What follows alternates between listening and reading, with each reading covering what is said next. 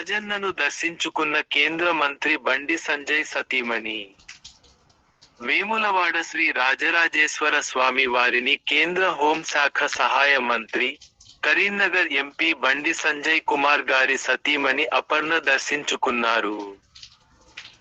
ఈ సందర్భంగా ఆమె స్వామివారికి ప్రత్యేక పూజలు నిర్వహించారు. కోడెమొక్కులు చెల్లించిన అనంతరం స్వామివారిని దర్శించుకున్నారు. నాగిరెడ్డి మండపంలో వేద పండితులు ఆమెకు వేద ఆశీర్వచనాలు అందించారు. ఆలయ ఏఈఓ బ్రహ్మన్నగారి శ్రీనివాస్ స్వామివారి లడ్డు ప్రసాదాన్ని అందజేశారు.